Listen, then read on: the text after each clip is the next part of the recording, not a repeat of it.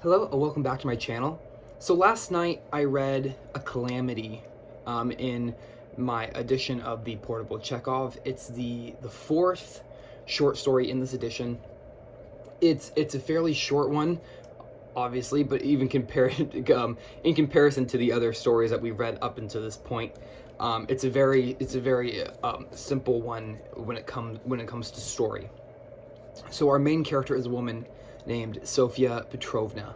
And when the story opens, Sofia Petrovna is on vacation in a unnamed, undisclosed location for the summer. The reader's not told where she is.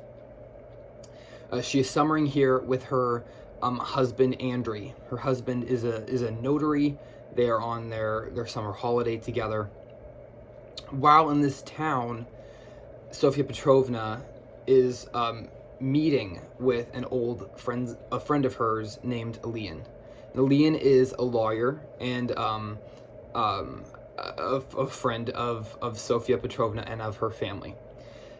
During these series of meetings, however, Elian starts to express a romantic attachment to Sofia. He starts to tell her that he loves her.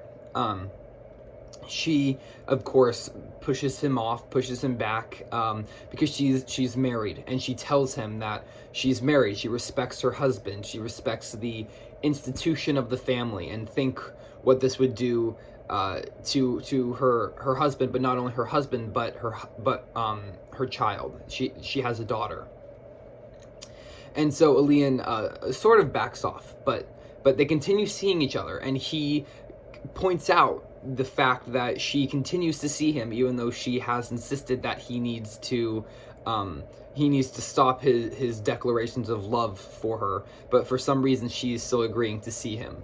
And so she really berates herself, and she beats herself up and calls herself a vile creature, and how could she ever do this to her husband? How could she play into Elian's game in this way? And for a couple pages, she's just kind of berating herself and telling herself what an awful person she is. But these meetings continue to happen. They continue going on. They continue seeing each other. And so finally, Sofia decides to bring this up with her husband, Andrei.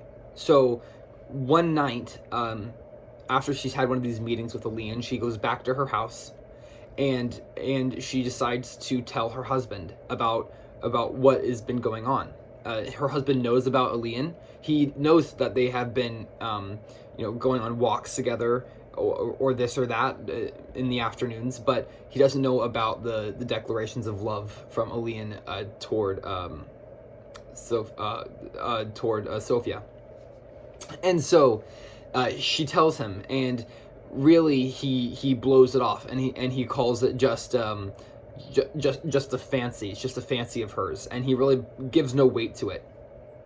And then in the same conversation, Sofia says that she really thinks they should go to vacation at a different location, that she really would like to go somewhere else.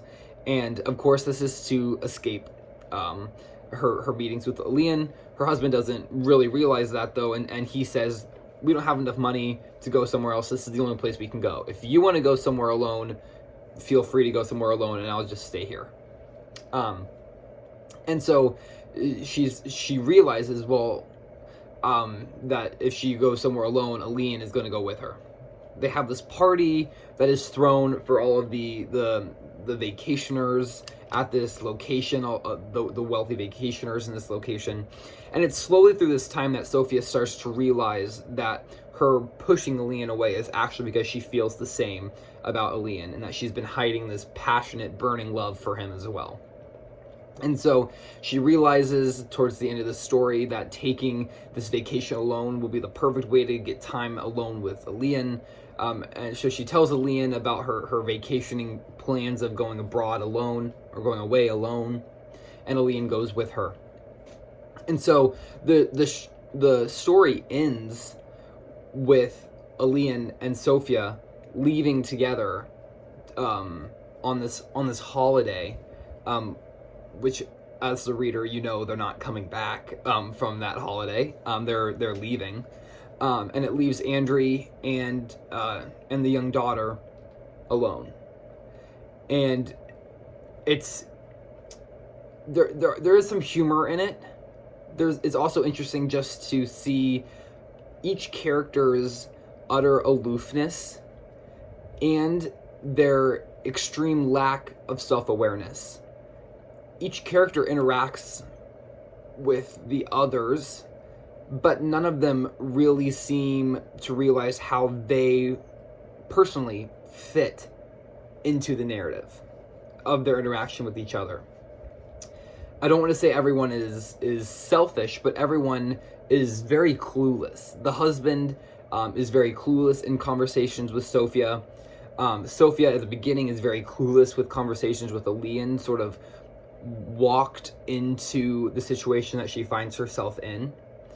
And so it's just quite interesting to see how disconnected some of these characters are from their actions. And obviously this is an incredibly short story. It's incredibly short. It's under 20 pages. And so we don't really have a lot of time to see any true character development. We are dropped into this story with characters that we don't get any backstory on whatsoever. The only story we get is the very short amount of time that we get to spend with them, that is the story crafted by Chekhov. There is no more information than that. And so there really isn't a lot to speculate off of in regards to these characters' personality traits or their actions, just because there's really no information there. But it was a great short story. I really enjoyed it. Definitely would recommend it. So that was A Calamity by Chekhov, the fourth story in my Chekhov edition, that I am just working through, reading each story and making a video for it. Thank you so much for watching. I hope you enjoyed. If you would like to, please feel free to leave a comment below, and I will see you next time.